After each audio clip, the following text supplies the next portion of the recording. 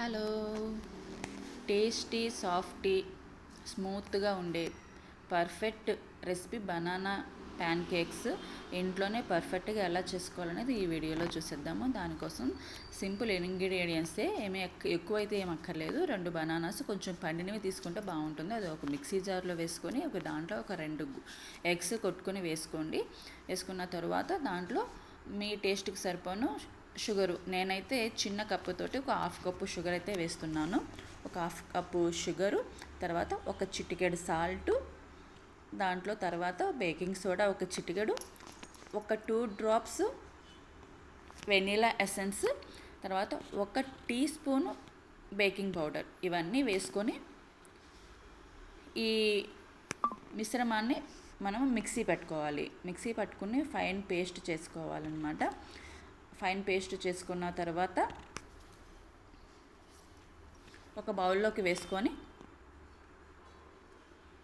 దాంట్లో ఒక 1.5 కప్పు మైదా పడుతుంది. 1 కప్పు వెంటనే ఒకేసారి మైదా మొత్తం వేసుకోకుండా కొంచెం కలుపుకుంటూ వేసుకుంటే పర్ఫెక్ట్గా వస్తుందన్నమాట. ఈ మెజర్మెంట్కి 2 బనానాస్, 2 ఎగ్స్, 1.5 కప్పు మైదా పర్ఫెక్ట్గా సరిపోతుంది. టేస్ట్ని బట్టి మీరు స్వీట్నెస్ అనేది అడ్జస్ట్ చేసుకోవచ్చు. 1 కప్పు కలిపిన తర్వాత ఇంకొక 1/2 కప్పు వేసుకొని కలుపుకున్నాను. దీంట్లో 1/2 కప్పు చిన్న కప్పు పాలు కూడా అవసరం ఉంటాయి. మీరు ఇంకా థిక్ కన్సిస్టెన్సీ, ఇప్పుడు నేను పాలు లేకుండా ఆ థిక్నెస్లో ఉందన్నమాట. పాలు ఒక 1/2 కప్పు పోసుకున్నాను. మీకు ఇంకా కొంచెం థిక్గా ఉంది, ఇంకా కొంచెం లూజ్ చేసుకోవాలనుకుంటే ఇంకా కొంచెం ఒక 1/4 కప్పు పోసుకోవచ్చు పాలు.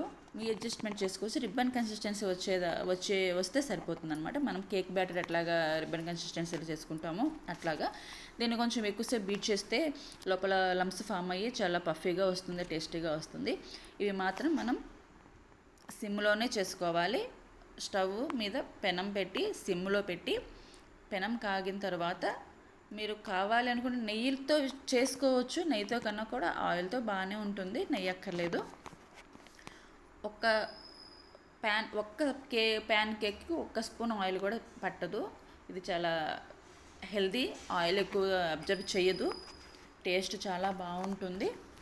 ఒకదాని తర్వాత ఒకటి ఓపికగా మనం వేసుకోవాలి. ఇవి కూడా చాలా ఎక్కువ టైం అయితే పట్టవండి. చపాతీలు వేసుకుంటే ఎక్కువ టైం పడుతుంది, దోశ వేస్తే ఎక్కువ అక్కడ టైం ఎక్కువ పడుతుంది. కానీ ప్యాన్ కేక్స్ చాలా ఈజీగా చాలా ఫాస్ట్గా కుక్ అవుతాయి. మనం మీడియం ఫ్లేమ్లో కాదు, హై ఫ్లేమ్లో కాదు, సిమ్లో పెట్టుకొని కుక్ చేసుకోవాలి. చాలా ఫాస్ట్గా అయిపోతాయి. సిమ్లో అయితే లోపల కూడా కుక్ అయ్యేంత వరకు చూసుకొని మాడిపోకుండా వేసుకుంటే సరిపోతుంది. చాలా త్వరగా కాలిపోతాయి కాబట్టి మనం పక్కనే ఉండి వేసుకుంటాం బెటర్ అండి. కొన్ని రెసిపీస్ చేసేటప్పుడు మనము అక్కడే స్టవ్ దగ్గరే ఎప్పుడు ఉండి చేయాలి అంటే కొంచెము అంతసేపు చేయలేం కదా, ఇది ఫాస్ట్గా అయిపోతుంది. ఫైనల్గా దీని మీద కొంచెం హనీ, వేడివేడిగా ఉన్నప్పుడు కొంచెం హనీ వేసుకొని అలా సర్వ్ చేసుకోవచ్చు. చూసారా ఎంత సాఫ్ట్గా, ఎంత స్మూత్గా, ఎంత పఫీగా, ఎంత పర్ఫెక్ట్గా వచ్చిందో. ఇది మీరు కూడా ఇంట్లో ట్రై చేయండి. పిల్లలు చాలా ఇష్టపడి తింటారు. ఈ వీడియో మీకు నచ్చిందా? అయితే సబ్స్క్రైబ్ చేసుకోండి.